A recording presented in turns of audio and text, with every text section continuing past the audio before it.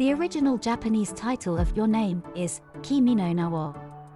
Did you know that when this title was first announced, some Japanese anime fans reacted quite negatively? Actually, I was one of them. Wait, really? That title? Why now? At the time, I wasn't excited. I was confused.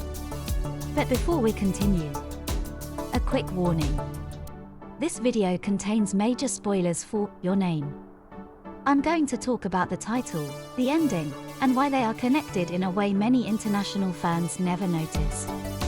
So if you haven't seen the movie yet, go watch it first. Trust me. This is one film that's best experienced without spoilers. Still here? Great! Then let me tell you why so many Japanese fans were confused by this title. こんにちは、ともです。それではどうぞごゆっくり。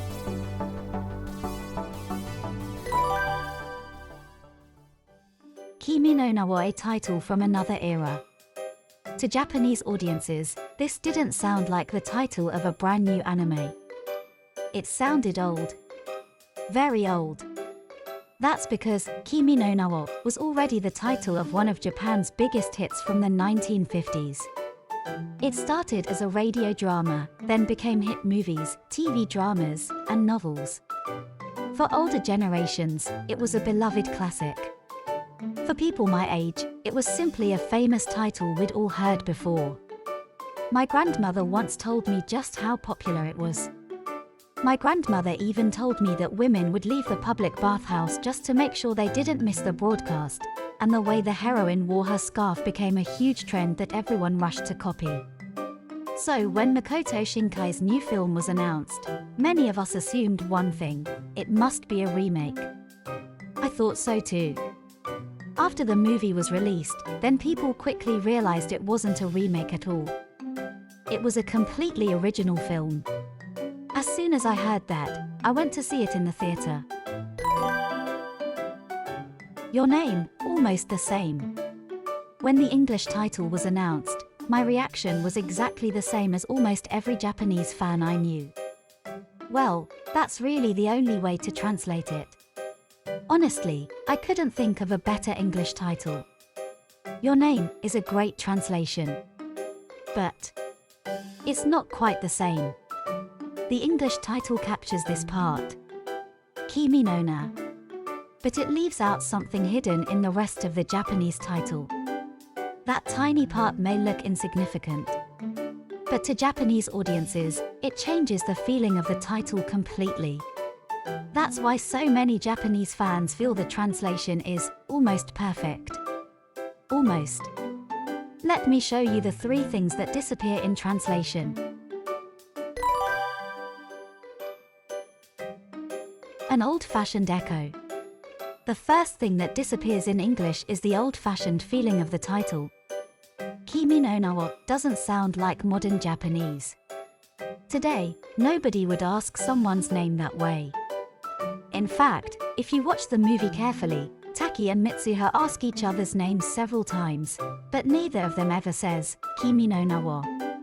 So why did Makoto Shinkai choose such an old-fashioned expression? I think it was intentional. Mitsuha's family has served a Shinto shrine for generations. In Japan, shrine families often carry traditions that have been passed down for centuries. And there's another clue.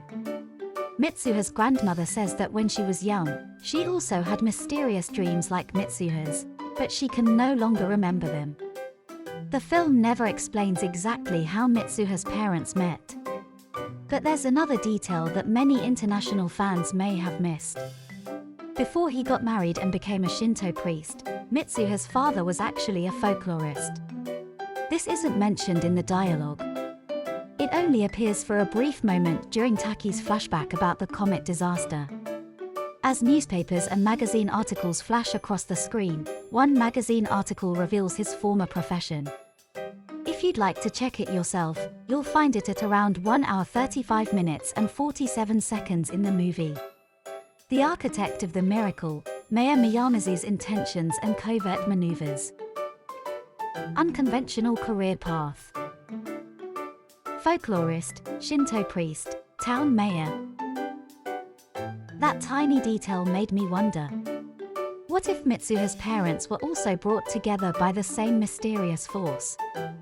After Mitsuha's mother passed away, her father was overwhelmed with grief. He left the shrine and refused to continue its traditions. But eventually, he became the town's mayor. In the end, it was Mitsuha's mysterious experience, together with her father's authority as mayor, that made it possible to save the townspeople from the comet disaster. None of this is presented as a hidden answer in the film. But when I put these pieces together with the old-fashioned title, this is the interpretation I arrived at. To me, the old-fashioned title hints that this story didn't begin with Mitsuha and Taki. Perhaps similar encounters have happened before. Perhaps generations of shrine maidens have been guided by the same mysterious force, meeting the people they were meant to meet, protecting the town, and then forgetting everything once their role was complete. The old-fashioned sound of Kimi no na wa makes that possibility feel strangely believable. A question left unanswered. The second thing that disappears in English is the feeling that the title is asking a question. To many Japanese people, Kimi no na wa doesn't simply sound like a title. It sounds like the beginning of a question. Almost as if someone is saying, "May I ask your name?" or simply, "Your name is." The title carries a quiet desire to know who someone is. To learn their name. To connect with them. That's one reason why the title of the 1950s radio drama was so memorable. Its story also began when a man and a woman met by chance, but were separated before they could even learn each other's names. So for Japanese audiences, that feeling was already part of the phrase, Kimi no na wa. I think Your Name is a beautiful English title. It captures the emotion of the story remarkably well. In fact, I think it's a much better title than a literal question like, "What's your name?" But I also feel that the Japanese title carries something slightly different. Not just a name, but the longing to know someone's name. I'm curious what native English speakers think. When you hear the title, Your Name, what feeling does it give you? I'd love to hear your thoughts in the comments.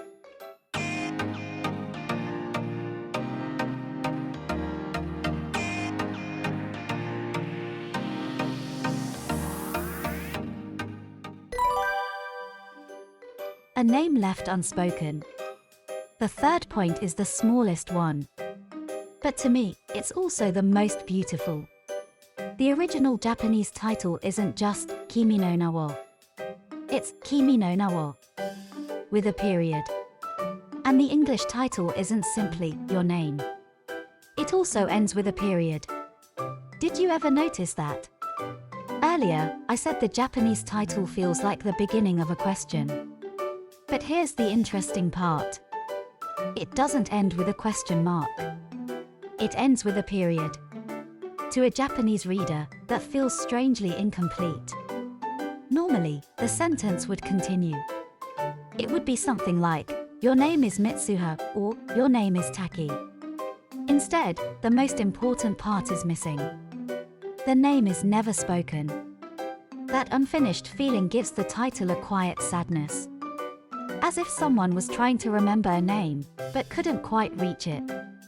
To me, that's exactly what makes the title so moving. And that's why I love the English title, too. The translators kept the period. They could have simply called the film Your Name. But they didn't. They chose to put a period at the end of the title. That tiny period quietly preserves the lingering feeling of the original Japanese title. I think it's a wonderful touch.